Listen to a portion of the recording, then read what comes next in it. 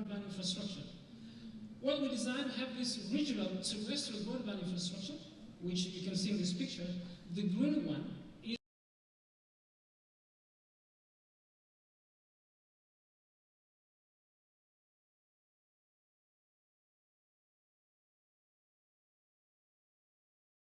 this infrastructure.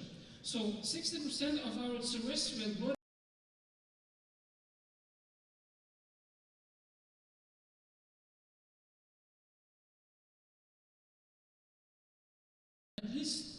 has at least two connection with neighboring countries. The core objective for us is to connect the main cities in the sub-region and all the ECOWAS member states. Now, when it comes to submarine broadband network, we currently have about 6 submarine fiber optic cables across the West African sub-region. And out of our 12 coastal countries, 11 are already connected to the submarine fiber optic cables, except Guinea-Bissau, which is now, and we're now working with Guinea-Bissau so that we can also get connected. We have a total of 25 landing stations in the sub-region, and also all the 3 landlocked countries that we have, Mali, Burkina Faso, and Niger, are now connected. They have at least 2 connections to the neighboring countries, through the neighboring countries. Now, but of course, again, as I said, we work in partnership with the member states. We work mainly as facilitators of this entire process. But of course, we have challenges, especially when it comes to the landlocked countries, because about 70% of the price of connectivity for the landlocked countries, they're used to pay transit. And this is a very serious issue that we have to address. That's why this year, before the end of the year, we're bringing a new regulation to the ECOWAS heads of states in order to improve or to ameliorate the conditions for these landlocked countries to access submarine fiber optic cables. But our major challenge when it comes to terrestrial broadband has to do with the minor river countries, especially Guinea, Liberia, and Sierra Leone. That's where we need more effort, because the broadband infrastructure in these countries are yet to experience a better level of development. Now, the idea of developing this broadband infrastructure is very important, but we also take into consideration several other aspects, especially the alternative infrastructure, because we know that we can use the dark fiber, for instance, of the utility companies in the sub-region to help bringing connectivities to the remote areas. We know also that these utility companies, they have their own fiber that they use to control their network, and they have excess capacity. And we're working with the West African Power Pool to promote the establishment of a consortium to exploit this dark fiber and therefore to improve connectivity in the sub-region. So this is indeed a very important alternative to bring connectivity to the remote areas of our sub-region. But we're also working currently to promote the establishment of a regional ISP, a regional telecoms operator, if I may use this expression, to exploit the regional broadband infrastructure in West Africa. Because we have 15 countries, 15 different regulations, and we need somehow to create this harmonious environment of telecoms and ICT. What is the way forward when it comes to broadband? Of course, it is important for us to keep working on the development of infrastructure, but that is not all. We also need to work on policies. And we do believe that one of the key aspects that we need to keep working on has to do with national broadband strategies. It is important for all our member states to have a very clear and good broadband strategies. Studies conducted by the International Communication Union show that countries with national broadband strategies usually have 9% higher broadband penetration rates than those who do not have when it comes to fixed broadband. And this very same study by the International Telecommunication Union shows that these countries with broadband strategies, they have 19% higher mobile broadband penetration rate than those that do not have. So we do believe that broadband strategy is indeed critical, because when we have such a strategy, we address all the issues that all the problems to the development of broadband and to increasing the internet penetration rate in a particular country. But the challenge that we have is that very often countries do have broadband strategy, but they only have it on paper, and nothing happens on reality. So we do believe that we need to have all countries developing their own broadband strategies. But these strategies, they must have a top-level government support. This is critical. And also, they have to involve key stakeholders. Because if they don't involve key stakeholders, they don't have top-level government support, they might eventually fail. And two other additional aspects when it comes to these broadband strategies. They have to focus on implementation. Because, again, as I said very often, we just have a piece of paper, okay, this is a strategy, but nothing happens afterwards. So focusing on implementation and with the key financial component. So that's what we intend to do. We intend to work with our member states in order to, along with the broadband infrastructure, we need to have this strategy and a coherent policy in order to promote the development of broadband in West Africa. Now, I mentioned earlier that we work with two main pillars, broadband infrastructure and then harmonization of policies. We will never have a single ICT market in West Africa if we do not have a harmonious development, harmonious legal and regulatory framework in West Africa. That's why we also work in order to promote the harmonization of ICT policies within the sub-region. At ECOWAS level, we produce legal text, regional laws on ICT and on telecoms in order to create this enabling environment for the development of ICT in the sub-region and to promote a safe cyber environment in West Africa. So we have several, we call them supplementary acts, which are laws binding in all member states on telecoms and ICT. Let me just emphasize a few of them. For instance, regional supplementary act on electronic transactions, on personal data protection, on spectrum management, and also on legal regime applicable to network operators and ISPs. So all these community laws are binding in all ECOWAS member states, and the objective is the creation of this harmonious environment for the development of ICT in the sub-region. We also have directives on fighting against cybercrime and also regulation on conditions to access the submarine fiber optic cables that we have in the sub-region. We're currently working on three important regulations at regional level. The first one has to do with roaming. As we know, roaming in West Africa, roaming costs are very high. For instance, if someone is in Togo and calls to France, this person will pay 10 times less than if he or she calls to the neighboring Ghana or Cote d'Ivoire. So that's why we're working now to come up with a regional directive on roaming, of course, involving the key stakeholders, because we do believe that by reducing the roaming charges in the sub-region, we can exponentially increase traffic in the sub-region, and at the end of the day, it will be beneficial to the entire sub-region. In East Africa, they did it, and the traffic increased 5 times. So we're trying to follow also the same path in the sub-region. Before the end of this year, we will bring to the heads of states regulation on access of landlocked countries to the submarine fiber optic cables, especially because, as I mentioned earlier, they pay 70% of their costs when it comes to connectivity goes to transit, terrestrial transit. So that's why we're trying to facilitate the access to submarine fiber optic cables to these countries.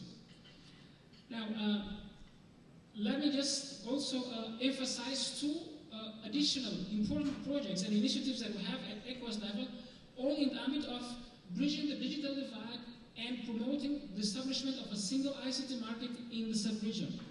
One of these projects is the establishment of ECOWAS radio and TV channel. The core objective of this radio and TV channel is to promote regional integration and promote West African identity and values.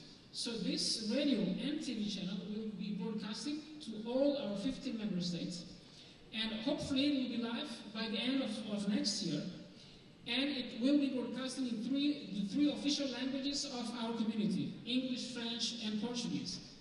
But we also, with this channel, we intend to reach the West African diaspora, so we intend to broadcast using satellite and other mechanisms to Europe and North America and Asia as well. So it will be broadcasted via satellite, cable, DTT, internet, etc. This is an important project in order, again, to first promote regional integration and to promote the West African identity. And to conclude, let me just mention one more project very quickly, which has to do with cybersecurity. We know that today cybersecurity is key, when we talk about ICT. According to McAfee, the annual cost of cybercrimes to the world economy is around $445 billion. So, and very often we see some ECOWAS countries occupying prominent position in the international ranking of cybercrimes. So that's why we have this ECOWAS cybersecurity initiative to promote a better cyber environment in West Africa, with establishment of computer emergency response teams in all ECOWAS member states, promoting cyber drill at the regional level, and also supporting and assisting member states in defining their cybersecurity strategy. So in conclusion, I would say that connectivity is indeed key to the development of West Africa. And at regional level, we need to develop regional and national ICT infrastructures, and also to exploit alternative infrastructure. We also need to improve the regulation at the regional level, and we have, at the regional level, we need to have a clear and good broadband strategy for the entire sub-region, broadband strategy that focuses on implementation. And also we need to first to promote regional initiatives that somehow would facilitate the establishment of a single market within sub-region and the promotion of West African identity. Thank you very much for your attention. Thanks so much, Saz. Any questions from the audience? I have a quick one for you otherwise. You mentioned national policies are very important over here. So which countries have a very good national policy in terms of integration? In terms of broadband? Yeah, broadband. Well, most of our countries are developing their strategies. I know some of our countries, for instance, Nigeria and Ghana, are working in partnership with the Alliance for Affordable Internet, which brings together a national coalition in each country they operate to analyze everything that somehow is a hindrance to the development of broadband. And of course, one of these initiatives is the development of national broadband strategies. So I'm talking about Nigeria, I'm talking about Ghana, I'm talking about Cape Verde, for instance. There are some examples of countries with national broadband strategies. Any questions? Yes. One final question. Good morning. I'm Rakio from Edge Consult. Why Africa, we have been focusing on connectivity. And we have not really been looking at innovations and content development. Mostly we are consumer market to European and American market. And I want ECOWAS to put more effort in this regard. Why we should put policies that will promote content development within the sub-region. We need to have our own content. We need to encourage our investors in the area of innovation. Because if you look at Chinese market, as you have Google, they have other applications running within the sub-region. If we connect ourselves, what are we sharing? What are the content we are sharing within the sub-region that will promote our economy? Are we only tapping content from the developed world? So we want ECOWAS to focus as we are going in connecting ECOWAS country. Let us look at what are we sharing together as a sub-region. With this, we will be able to have inclusive economy in West Africa. Thank you. Thanks. Suggestion. Any comments on this? Yes, of course. Thank you very much. I think that's a very valid comment. Indeed, content is critical for Africa itself, for our sub-region. And we cannot have, a digital market, cannot promote digital economy without promoting the development of local content. If you look at what we have out there, most content comes from Europe and from North America. So you are absolutely right. Of course, I did not mention all our projects here, everything we're doing. I just tried to point, some of the projects that we have. Now, let me just mention one of them. One of the projects that we currently have is called ECOWAN. ECOWAN, it's an ECOWAS wide area network which connects all of 50 member states. Of course, talking about connectivity, but it has a very strong content component to promote the development of content. We also have the e-learning initiative at ECOWAS level, which tries to promote the development of content at each member state, and especially amongst the youth, to promote the development of content by the youth of our sub-region. But let me just say that, yes, you're absolutely right, content is critical. It is not something that we're neglecting. We're taking that very much into consideration, and we have several initiatives that aiming at addressing these issues. Just to conclude, one of the key aspects that we also need to take into consideration is establishment of internet exchange points, because this is critical to keep local traffic local. And in order for us to succeed with this particular project on the development of internet exchange points, we also need to have local content, because otherwise there is no point in having IXPs when we do not have local traffic. So your point is very much valid, and we're taking it into consideration. A round of applause, please, to Isaias for a very good opening keynote session. Thank you, Isaias. Let me now invite Talks 5Me. Do we have Talks 5? Yes, we do. Talks 5Me in the audience is going to give us a keynote on digital jobs. And Dennis, can you switch presentation to the other one? Dennis, put up the presentation by the speaker. Talks 5Me. Hi, good morning, everyone.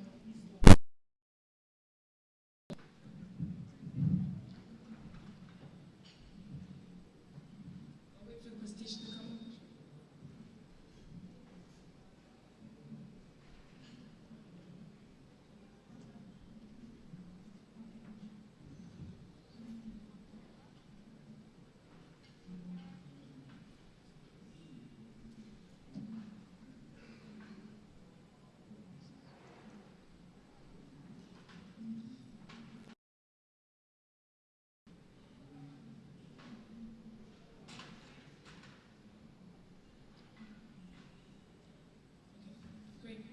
Thank you very much, first of all, for being here, choosing our sessions instead of the workshop. We appreciate it. And I will be talking through online outsourcing, talk about definition and a few other things. Online outsourcing can be called many different names today, but they're very different, but still somehow connected. And I'll explain a little bit of that through my presentation. I've been working on online outsourcing for a few years now. In Nigeria, in Rwanda, Kenya, and most recently Bangladesh. It's still relatively nascent around the world, but especially in emerging economies like Nigeria. So this is a brief outline, an introduction first, and then I'll share with you overviews of findings I did as part of a World Bank team with Rockefeller and Dalberg as well, and then some recommendations on how to leverage online outsourcing for the government and for private sector. This image is trying to demonstrate a very basic definition of online outsourcing. Basically, you have a computer, you have internet access, you're able to connect to jobs and tap into the global labor market. That's what this image is symbolizing. And there are many different platforms that you can do this on. Some of the more popular ones are Elance and Odesk. Right now it's merged together and called Upwork now. There's freelancer.com, there's Amazon Mechanical Turk, a few different examples. Now, a more technical definition is the contracting of third-party workers and providers, often overseas, to supply services or perform tasks via internet-based marketplaces. That's for the academics amongst us. So if you want a technical definition, here it is. But like I said, it's very basic. You have a computer, you have internet access, you can start looking for jobs. Now, what kind of jobs are there?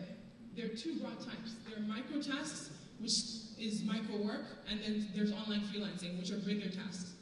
Now, with micro work, a couple examples would be maybe everywhere I see IAD, the logo for this summit, I tag it, and each time I tag it, if I get up to 100, maybe I get paid 200 naira, or something like this. So that's a very micro task. Or maybe I have the agenda of this program, and I need some help to translate that to Hausa, let's just say.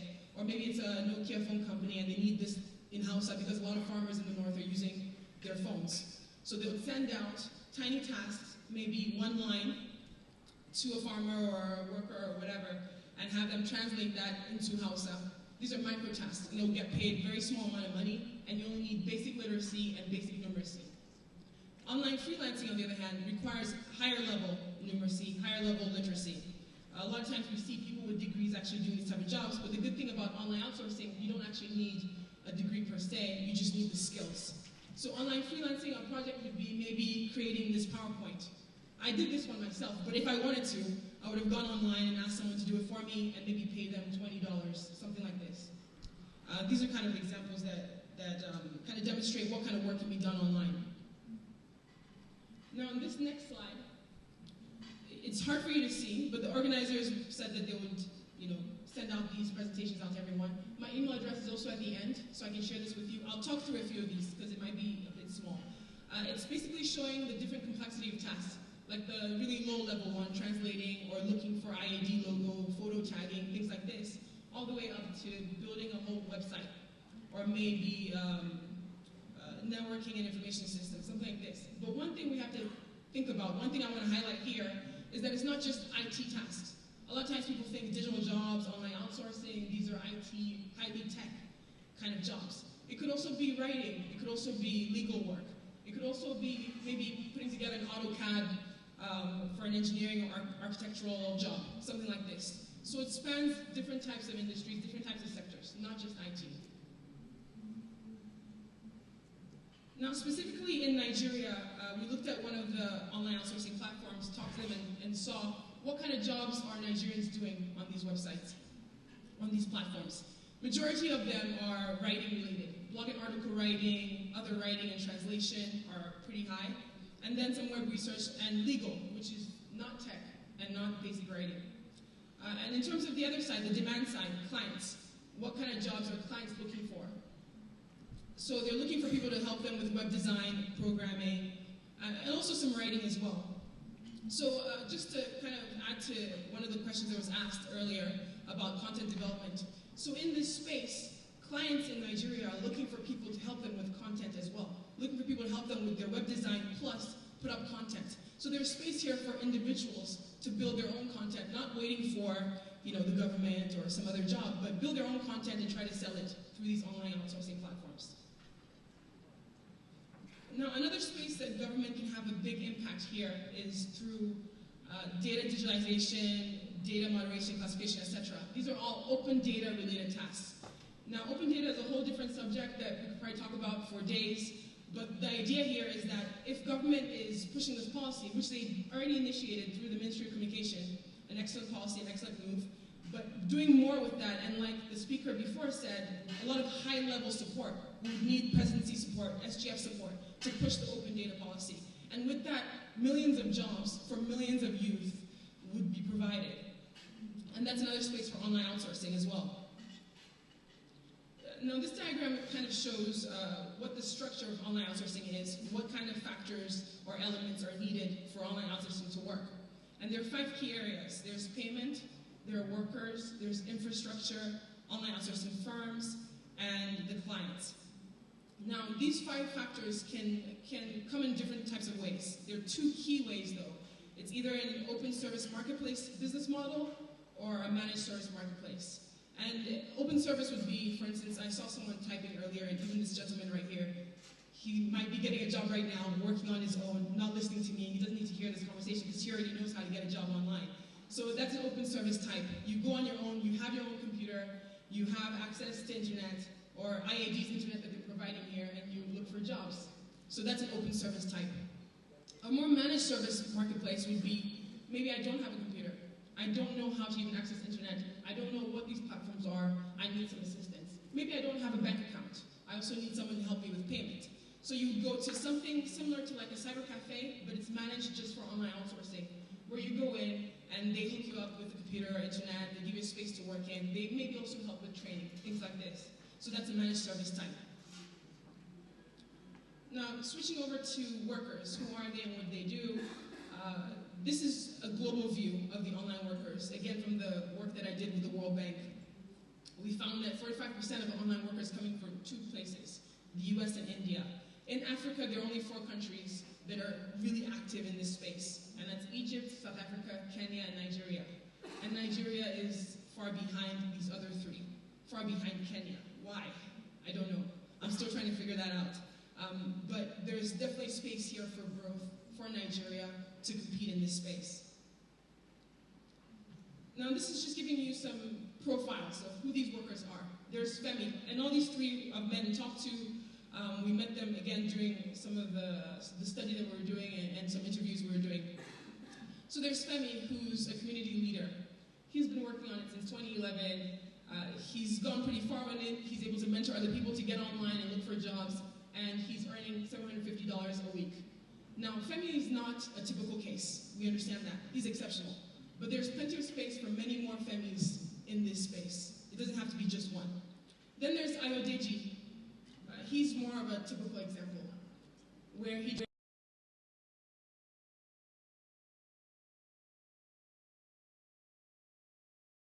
working online,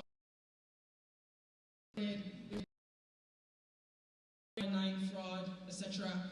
But after a while, he was able to get a job, and he continued with it and got many more jobs. And then there's Nena on the other side completely, where she tries to get jobs, but she's unable to. And she spends hours bidding, etc. But what she needs is more hand-holding. So it would be different than, the open services one, where you just take your laptop and you start working. She would need someone to help her to get started, to build a profile, to bid for jobs, and to win the jobs. Now, this is an excellent example. This is Joan in Kenya, similar to Femi in a way. Not really community leader status, but she started out at 21 writing and getting jobs writing online. She found out she was getting much more jobs than she was able to do, so she employed a few more people to assist her. And after paying all the employees she has, she still earns $800 a month. So she went from being a job seeker to being an online freelancer to being a job creator. This is what I'd like to see more of, and I'm sure people here as well would like to see more of. Here, these are a lot of details that we don't have to get into, but basically it's a framework that my team created on assessing Nigeria's competitiveness in this space. And there are 4 key factors: talent availability, equality, cost, infrastructure, and enabling environment. And some of these things you'll say they're key in many different fields, not just online outsourcing. Of course, power is critical for most things you want to do here. But I won't go into much detail, but there's a report link that I'll share with you if you want to see the details of this framework. But in total, the end broad action is enacting positive policies, and the second is removing legislative and regulatory barriers. And this is similar to what he's saying, getting support from the high level on a few different things. Like I mentioned already with open data, that would drive so much demand, just that one act from high up, saying that we have to open more data. And then in legislative and regulatory barriers, it's taxation, part-time work laws, and things like this. So far, there's a lot that's been done already in Nigeria, starting with assessing competitiveness, and even going forward with raising awareness, training, etc. With raising awareness, that was part of a project that we did about 3 years ago, again with the World Bank specifically, and with NIDA as well, and Ministry of Communication. It was called Niger Cloud. So in this Niger Cloud project, we only spent 2 months raising awareness about online outsourcing. We didn't do any training, and in those 2 months, we found that about 2,500 signed up, and about 1,000 workers were able to earn $250,000 in a 2-month period. And that's with just raising awareness, having 2 workshops. That's it. $250,000 earned. So imagine how much more if we did more in this space. Now, training workers would be slightly different. Because like I said, maybe people like myself, I don't need a lot of training. I go online and I look for jobs. But then we have maybe this don't have any idea how to even put on their computer. How do we reach them? They need, a lot more training, many more weeks, not just awareness. It's not enough. They need the hand-holding. Like Nana that I mentioned earlier, she needs the hand-holding. And then there's space as well for local platforms. Right now, there are some work here in Nigeria on online outsourcing, Andela being one of them. They're based in Lagos, and they are focused on the very high-level coding and things like that. And they're looking at women and also disadvantaged youth, but that's really high up there. There's still a lot of space in the middle, for maybe a website, like I said, or managing social media or things like this. And then there's also the lower end where you're just translating text or tagging images. There's lots of space here for a local platform as well. That's basically it from me. Here, there are a few links, and like I said, organizers will share this website. It's the top online platforms, if you wanted to check it out for yourself or share with other people, a link to a blog that I wrote on online outsourcing, and then a full report. So that's about it. Thank you very much.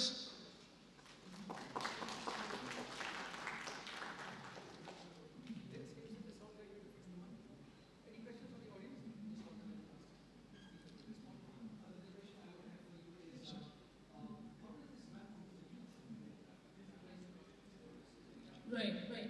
Yes, it's very young. In fact, what we found when we were doing our report was that it is targeted, well, not necessarily targeted, but there are more people working are male and millennial. So they're 35 years and younger. And here, where we have large population of youth that are unemployed, this is almost perfect for them. Male youth, basically. Yeah.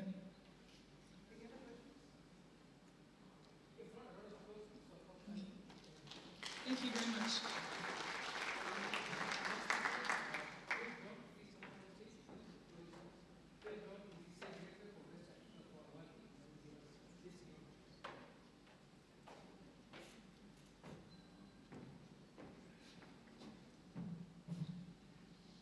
Good morning, everybody.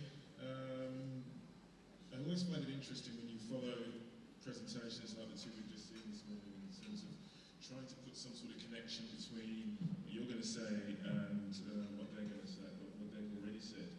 And I think one of the things that comes screaming out to me is as the big learning from the 2 things that I've heard so far this morning is that communications infrastructure is key to supporting everything that's been talked about this morning. It's key to what Equalize are trying.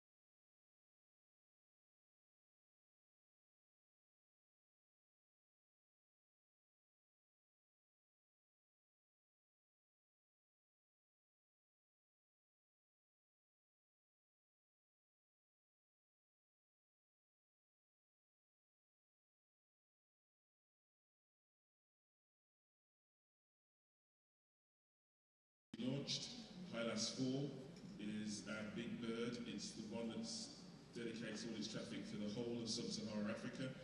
And we'll be having something like 64 beams of 400 megahertz, which will be positioned over Africa from about February next year.